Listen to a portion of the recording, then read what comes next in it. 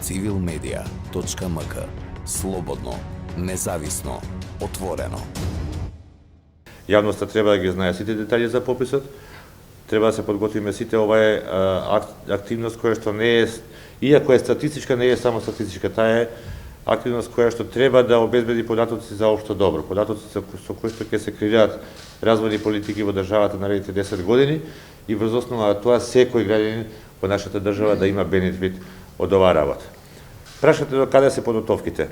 Подготовките за пописот почна многу одамна. Значи, попис не се подготвува за месец или два или година на дена, се подготвува подолг временски период, односно по правило започнуваат подготовките која ќе завршат активностите со конкретниот попис.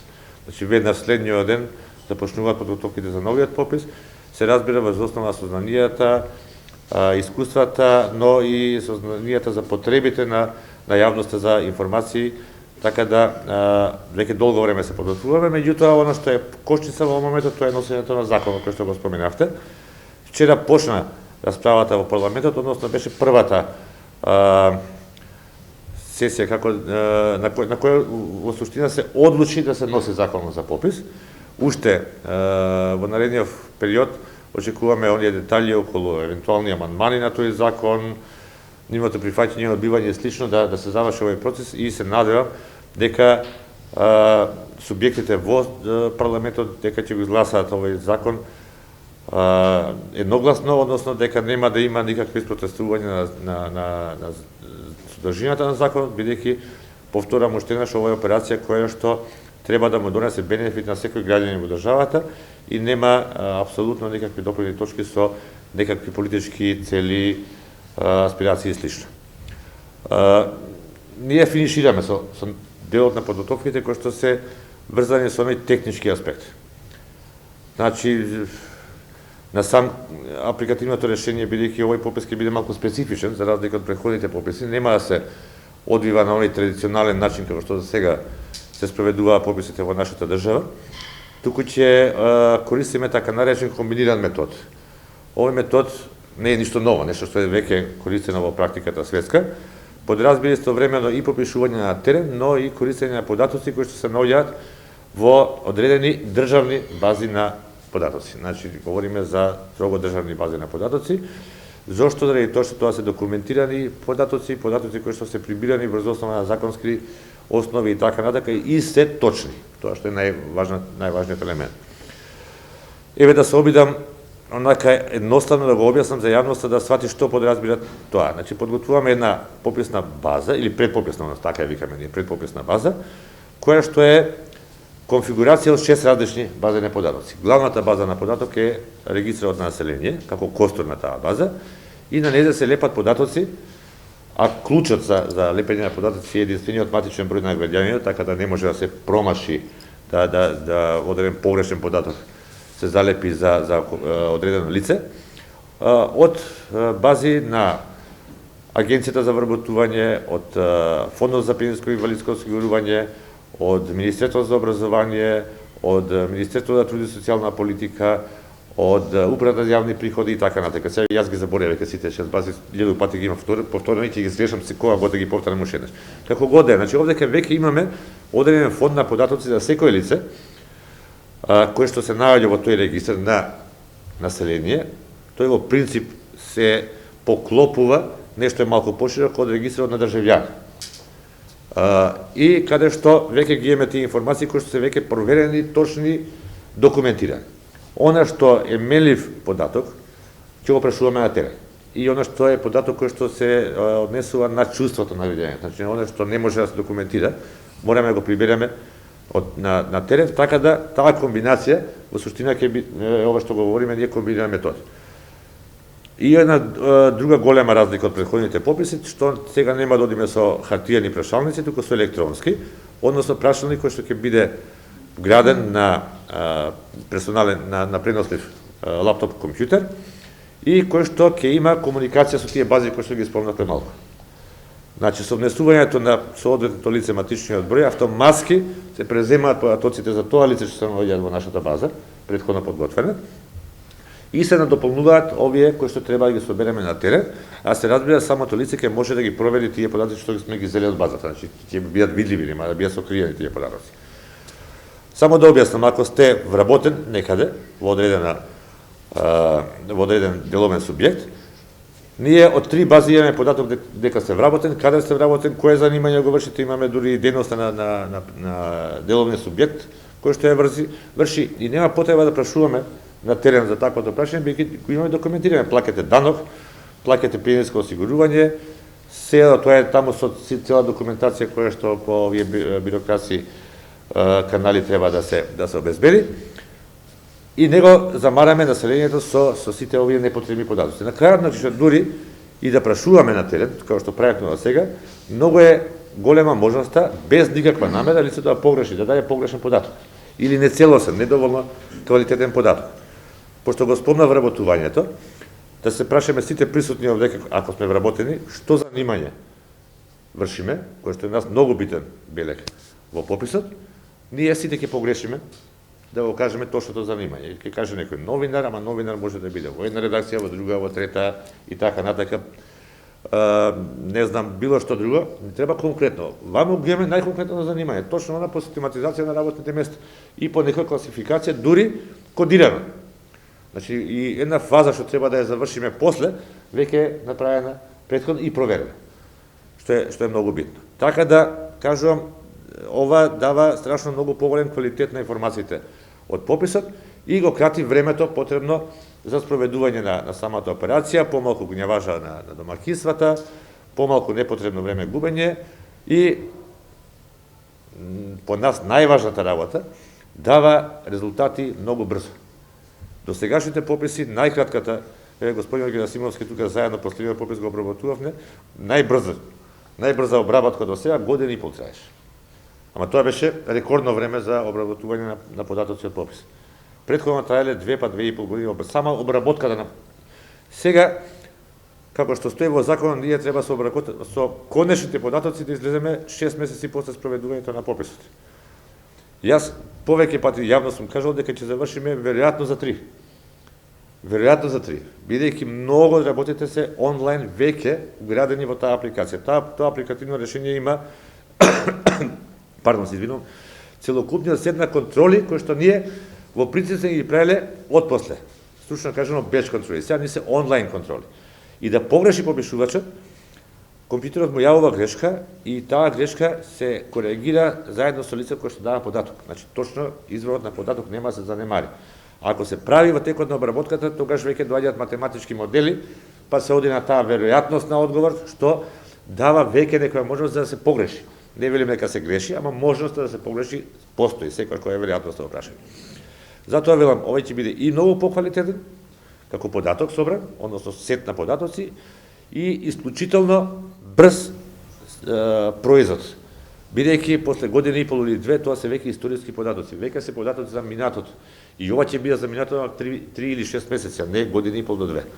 И ќе бидат податоци врз основа на кои што ќе можат да се вршат тие реални планирањата на развојот. Сега, денеска, веднаш за утре, а не после 2 години или година и пол за некој нареден период. Тоа се од принцип новините, работиме, речиси сите подготови се завршени. Останува се донесе законот, тој ни е многу важен заради тоа што треба да ја организираме теренската работа. Значи, за да се, он е најважниот сегмент, теренот, да го подготвиме, и треба закон за да формираме тие регионални комисии кои што треба да обезбедат целокупната логистика за спроведување на пописот. Треба да избереме попишувачи, не можеме да пуштиме оглас без закон. Треба нивна селекција и обука. Значи, во принцип, кажувам, кои се вака главните активности, многу ситни подактивности има, кои што јавноста нема да ги разбере и нема потреба да се кажуваат. Во принцип е ова она што се наоѓаме во овој момент. Добро, неверојатно, сигурно, јас бев промоторот на таа идеја да во овој попис се исклучи белегот етничка припадност од пописот. Не поради тоа што тој белег не дава убави, интересни и корисни информации, како што кажа и господинот Белела, туку заради тоа што таа е главниот момент, тој белег е главниот момент каде што политиката се фаќа за пописот и сака да го злоупотреби до максимум. И нема да се сложам дека со овој попис почна политизацијата со 2011 година, тоа таквиот тип бил, па паметам, јас сум 30 години во завод и учествував во 91 пописот, Дончо учествуваше и во 81 и тогаш беше тоа прашање од кое што се политизираше до максимум, така дури во еден друг систем каде што тоа сето се ставаше под некаква контрола, а камо во да не проеме мовет во едно демократско општество каде што тоа веќе таа контрола ја нема. Меѓутоа, не беше идејата, јас сум демограф не по едукација, него по професија. И мене и те како ме интересираат демографските движења кај различните етнички и верски претседеници, бидејќи тие различности во овој дел различно влијаат на демографските случувања. Тие обичаи, не знам, убедување и така натака има свој импакт во реалноста и сакам да го следам, сакам да видам како тоа се менува, бидејќи новото време нормално секаде има свое влијание и таму имаме некои видливи промени, ама сакаме да генерализираме. Меѓутоа, друга страна, поставиме на кантар колку добиваме со овие белези, а колку губиме кога политиката ќе се зграпчи за нив и тоа цврсто ќе се држи и не се пушта. Моја беше лична идејата и јас промовирав како личен став, а после тоа завод го прифати како свој став, не без да го наметам, бидејќи сите мои колешки и колеги знаат колку проблеми имаме од овој аспект, да немам. Меѓутоа, јавноста реагираше како што реагираше, да не речам, ќе ми зедеа жив, станав државен пријател од број 1, прифативме, бидејќи јавноста има интерес, сака тоа, тој белег да биде вклучен, ќе биде вклучен во пописот и денеска слушав утринава ме се чини дека на Канал 5 телевизија утринска програма каде што тема беше пописот, се јавува граѓаните, тотална неинформираност кај граѓаните дека белегот ќе биде вклучен и дека секој слободно ќе може да се изјасни како што смета за ова и дека така исклучиво е така и никако поинако ќе го биде евидентирано во тој електронски прашалник со кој што ќе се оди на терен. Значи ова е едно од прашањата кои што не се од бази и кои што не можат и не смеат да бидат од бази, бидејќи е чувство. Значи вие не можете да документирате чувство, не можете на човек да му ставите печат на чело што е. Он си каже од тој или таа sejedno си кажува што се тоа е чувство и така се дефинира овој белег. И ќе биде, и ќе го има. И тој и етничката припадност. Често пати политичарите, сакајќи да кажат дека пописот иде, не сакаме ние, мора да биде политичка тема, бидејќи во Уставот имаме одредени права кои што се стекнуваат врз основа на некаква си процентуална застапеност. Или не знаеме да го читаме Уставот, или не сакаме да го читаме Уставот. Уставот пишува граѓани кои што говорат јазик различен од македонскиот да се повеќе од 20%. Никаде не е спомната етничката припадност. Ама нема едно делче, не сум јас експерт за Устав, меѓутоа го читав барем на 16 пати да проверам дали има некаде. Никаде не е спомната етничката припадност. Значи и овој дел нема врска со белегот етничка припадност. Дури и во препораките на Обединетите нации, и тука се мешаат бабите и жабите во јавноста, нема Евростат своји препораки. Значи не постојат препораки на Евростат. Постојат препораки на Обединетите нации, Економската комисија за Европа. Тоа е делот на кој што ние припаѓаме како земја, носи препораки кои што ги прифаќа и Евростат. Значи сите и Евростат учествува во нивното носење, како и секоја земја поединечно и ние. И како земја, како завод, учествуваме во подготовката и носењето на тие препораки. И на крај, кога ќе се донесат, важат за сите земји во светот, подеднакво. Крај, тука завршуваат. Правилата на Европската унија се многу едноставни. Вели, пописите треба да се спроведат во годините што завршуваат со 1, тоа е главното правило на Европската унија, и има уште две регулативи, ова е една регулатива, две, со кои што се во едната регулатива објаснува аутпутот, значи што треба да биде како излезен податок од пописот, во која форма, какви табели содржина, и второто, кои методи на спроведување на попис се на располагање. А постојат 4 метода во светот, значи други повеќе од тоа нема ни едно светско искуство, друг метод нема. Тие се 4, сега комбинацијата на користење на технологијата, тоа е посебна приказка. Има тој традиционален метод, на класично попишување, овој комбиниран ние што го правиме. Има метод на користење исклучиво податоци од регистри, тоа е совршенство, дај Боже да стигнеме. Оваа година 11 земји во Европската унија ќе го спроведуваат на ваков начин пописот. И има единствен метод, само Франција го применува, некак така наречен тркалачки попис, rolling census. Не знам како да го преведам дури коректно, кај што низа на овако анкети се прават во текот на 10 години, па се заедно се сублимира како пописен податок. Меѓутоа, ова е само уникатно француско искуство, ние на друга земја во светот не го применува, бидејќи смета дека не може, не користи. Не е се, тоа е тоа. Значи, не постојат европски стандарди, постојат светски стандарди кои што ги прифаќа Европа. И тука е, не знам, опозиција за цело време вели пописот законот не бил согласно европски стандарди. Кажете ми кои се тие стандарди. Еве не беше лани, требаше да биде пописот до 2020. Меѓутоа, точно е надвор од регулативата на ЕУ, ма ние добивме дозвола од Евростат, бидејќи немавме во 2011, ние требаше да направиме во 2012 попис, а не во 2020. Значи, доследне за половина, па секоја година плюс доследње е уште поголемо доследње. 18 години немаме податок од попис. Ние дури и статистички истражувања, јавно го кажам, не кријам, што ги спроведуваме сега, тие анкети се базираат на примерот кој што се вади од попис. Значи, нашата база за примерот, колку год да сме ја апдейтирале на некој начин, е стара, прастара, историска. И доаѓаме во ситуација, домакинства што ги бараме не живеат таму, се иселиле пред 10 години. Значи, квалитетот на сегашните податоци не зависи од тоа што немаме попис. Јас сум среќен што сепак имаме добар квалитет на податоци. А можеме да имаме ѓубре заради тоа што немаме база, еве, со сите технологии на светот да може да ги примениме, со целокупното знаење и капацитет, и базата што го правите примерот не ви чини. Џабе вие се друго што имате. Да не правиме муабет денеска и со господинот Герасимовски расправата на таа тема, проценките на население. Ние викаме 2.073.000 жители живеа на 31 декември минатата година во Македонија. Толку ли се? Имали човек во државата што ќе поверува на тој податок. Тој е официјален, заради тоа што се таму пишува произведен врз основа на последниот попис и административните податоци. И е точен од тој аспект, математички идеално точен. Ама ние сме за жал, како што спомена господинот Дерала, не сега само, значи веќе со векови емиграциона подраши. Целиот Балкан е тако подраши. Во ова пат современо општество, каде што светот стана толку многу мобилен, веќе нема земја што не е емиграциона и имиграциона подраши истовремено. Ама ние сме класично уште повеќе емиграциона, бидејќи за жал економските услови за живот во државата не се на ниво како што се во Европа, Америка, Канада, Австралија и така натаму. Се подобруваат, ама и да бидат уште 3 пати подобри, пак се мамо подобри. Значи, светскиот пазар на работна сила диктира како ќе биде таа флуктуација. За жал, сега сме во таа ситуација да луѓето независно од политички ситуации, тоа си плюс дополнителна на шлаг на торта, јас би го рекол. Говорам од наједноставни економски аспекти, бегат. И во Бугарија, членка на Европската унија, има пола население им избега. Од 10 милиона, сега ако имаат 5, ќе бидат срекни. Да не правиме мувет колку отиде од Полска, меѓутоа па имаме друго. Естонија, навака се празни. Едни одат, други доаѓаат, така да, окей, тие се текови што се. Ние треба да имаме информации за тоа. Ние треба да имаме информации. И сега имаме уште една новина, јас не го кажав тоа на почетокот, ама да не го ептен зазрам целото време.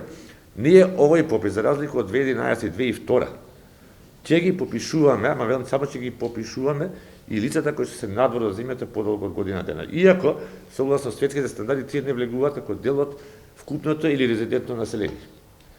Ама ние ќе ги попишеме, сакаме да добиеме информација, нема да ги ставиме од тој дел. Значи, таа категорија на резидентно население ќе си остане согласно сите стандарди што ги пропишува Обединените нации. Меѓутоа, нам ни требаат информации. Ние како држава немаме појма колку луѓе се надвор. Врска нема. Значи, не знаеме едноставно да не праша човек, а сите познаеме барем по 10-15 луѓе што се надвор.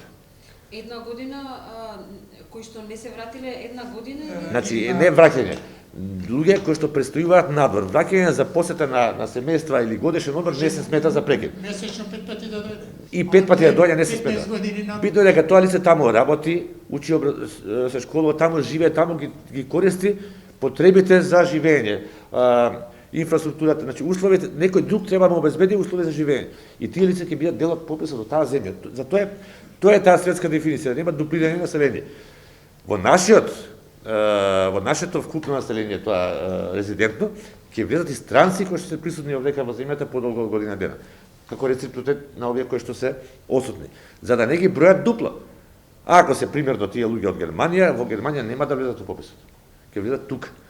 дека се присутни, па нашиот градоначалник во Скопје или во Центар или не знам во Катово, во Крива Паланка, било каде е Тетово, да планира развој и за тој човек него му треба потреби, тој треба да гази полица, него му треба јавен превоз, него му треба да се снадува продавница, него му треба училиште децата да учат, него му треба здравство, живи луѓе сме сите, нели? Тоа е причината зашто е вака дефинирана целата таа работа. И сега, кога се тоа би го сполитизира, ама за жал кај нас веќе влезе у чипот, тоа ме најповеќе што ме смета. Кој ќе прашате човек обичен по улица што е попис, ќе ви каже колку има македонци, албанци, турци, роми, власи и така натаму, и ништо повеќе од тоа. За жал што е последната намера, идеја на пописот. Значи, добро е, во секој лошо има и добро понекогаш велат, во секој зло. И јас мислам добро е што немавме попис во 2011 да сватиме колку ни треба попис. Барем бизнес секторот свати колку му треба попис. Најголемиот корисник во светот на податоците од пописот е бизнес секторот, кај нас е можеби најмалиот. Ама сватија сега колку им треба. Значи кога ќе се борите за секој вработен, кога не може да најдете на пазарот на трудот работна сила квалифицирана соодветно да планирате утре дали ќе инвестирам да проширам некој погод или не, а немам никакви податоци, па што ќе правам, треба ќе фрлам ми пари во ветер или не, ќе планирам пазар за моето производство, па ако не можам да го транспортирам некаде далеко, ќе ми треба за тука да видам има ли можност, нема ли во таа средина и други ствари. Понатаму сватија и во локалните самоуправи, колку па нив им треба. Рековте треба да живееме. Кој треба да ги обезбеди тие услови за најнормален обичен живот? Значи локалната самоуправа е главниот фактор кој што треба да знае точно во секој време колку население екзистира, колку не само живее, него колку гравитира, бидејќи тоа собирање податок. Значи сите ученици што учат во Скопје знаеме, ќе добиеме податок од пописот. Сите оние кои што работат во Скопје, не живеат во Скопје, патуваат секој ден, добиеме податок со пописот. Па добиеме податок, дури се смеја дел од слушателите, од гледачите денес како слушав, зашто сме стаиле како прашање како одите на работа во пописот. Што превозно средство кои се дали производители и како? Па колку време ви треба да одите на работа? Прашате го Петре Шилево колку тој податок ќе му значи за да организира квалитетен јавен превоз. И те како ќе му значи? Ама вака на прво слушање, овие се глупираат, овие луѓе знаат што кажуваат. Мислам, може би делуваат некои работи банално. Оставете го корисникот да каже дали е тој банален податок. Ние го формиравме сетот на прашања во пописот врз основа на искуствата од користењето на податоците и барањата на податоци од корисниците. Ние не произведуваме за нас податок, не ми требаме не податок. Јас можам да лично, бидејќи сакам да анализирам да нешто чепнам, ама ми треба за корисникот податок. Тоа е суштина, за тоа постоиме. Тоа е функцијата на завод да обезбеди на корисникот податоци да креира квалитетни политики. Прво, на било кое ниво, не говорам јас политики на државата. На деловни, сакате сами луѓе, сакам да размислам дал да купам плата градам викеница, па ќе видам што се од ова податоциве, има ли густина на населеност таму, празно ли е, какви се поврзаноста, патна инфраструктура. Значи ми требаат информации. Значи за најбанална говорам работа лична на поединеца, камоли да не правиме обез за водење на држава или било што. Така да ајде на сите порачувам, замолувам, инсистирам да баталат за пописот да го употребуваат во политички цели. Кажа Дерела прекрасно, нас треба да не заболи дебело главата колку сме, не какви сме. После тоа какви сме. Прво колку сме овдека, кај ни се луѓето. Треба дебело да го ставиме тоа прсот на чело, да видиме кај ни отидоа луѓето. И кои луѓе ни отидоа? И од кај ни отидоа? Што сме изгубиле? Има ли шанси, има ли можности да створиме некакви политики да ги вратиме овие луѓе? Или да ги соприме барем овие што решили другите да одат, а да отишле уште? Ајде барем тоа. Значи тоа е првата работа што треба да помислиме со пописот. Па понатамо какви сме? И тоа во секој поглед какви за квалитативна структура на населението. После пописот не е само на население. Пописот е и на домаќинства и на станови. А во рамките на домаќинствата и на семејствата. Па да видиме колкави домаќинства живеат, во какви услови живеат, во кои услови за домување живеат, што тука треба да се подобри, што тука може да се види како се направи. Дали јас тврдам дека во Скопје има повеќе станови него луѓе. И чекаме овој попис да се оствари, да видам дали е тоа вистина, бидејќи на секој чекор гледам дека се градат станови, а луѓето не бегаат надвор, а не се раѓаат деца. Се помалку и помалку. Значи, X елементи да ги видиме, ова се богатство невидено на информации, кој што тој што знае да ги употреби може без пари да добие, како да кажам, на тасна поставени податоци врз основа на кои што ќе креира развој, ќе ствара профит и богатство и за многу луѓе екзистенции и така натаму. Она ќе ми дозволите на крајот на реченица. Значи, факт е, ја спомнав дека намерата да се политизира пописот секогаш постоела. Проблемот е колку ние како институции дозволуваме тој да се политизира. И она што го кажал јавно, ќе го повторам јавно уште еднаш. Не е крив ниту еден политички субјект зошто во 2011 година пописот пропадна. Да, тие го злоупотребија моментот. Меѓутоа, нашата институција е виновна што ги отвори вратите на политиката. Ние предложивме закон во кој што не рековме дека не државниот завод статистика, туку државна пописна комисија која проведува попис, која што ја предлага и ја именува владата. Така да, тоа е најстрашната работа. Затоа се ние сега должни, значи чувствуваме не обврска да спроведеме само попис, туку да ја должни да ја затвориме комплетно таа врата максимално и да докажеме и покажеме дека институцијата може да биде вистинска институција, дека оваа држава не се институциите како што јавноста ги прецепира баш дека не чинат, дека се нефункционални. Напротив, сметаме и тврдам, бидејќи работам 30 години во институција, дека сме далеку од она што сликата во јавноста се прикажува, ама сме најголеми виновници за таа слика. Така да ова не е дополнителна обврска и моја лично, меѓутоа и на сите вработени во завод, конечно таа флека што се направивме самите на себе си да се тргне од институцијата, затоа што јас го разбирам граѓанството кога вели не верувам на податоците. Бидејќи еднаш ја упропастив се работата. Сега, знаете, кој ќе се скрши стомната и да ја лепите со најдобриот лепак се познава сите скршења си. Ја ние скршивме за жал. Сега треба да направиме една подобра стомна, нова да биде.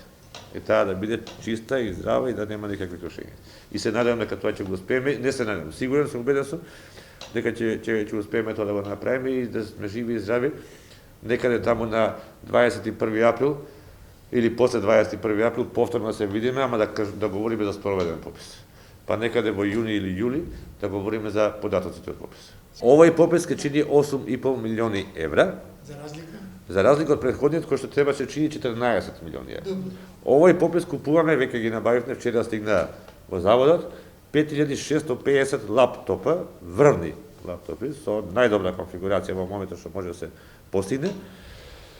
Овој попис нема да има, реков, да е хартиени прашалници, правиме апликација која што чини пари, со така кошта, која е скапа, која што е многу сложена, и ќе биде пописот пак 5,5 милиона или 4,5 милиона поевтин, пари 5,5, добро реков, 5,5 милиона поевтин од претходниот попис, а тие компјутери, од кои ќе завршиме со пописот, бидејќи што ќе ги премени 5650. Нас ни треба 150 компјутери за декларната работа на терен. Анкети да ги преме се на лаптопи, тие веќе не ги преме на карти, ќе ги дадеме на државата да ги подели по образовните институции, кај што им требаат лаптопи и така. Значи ќе имаат продолжена употребна вредност.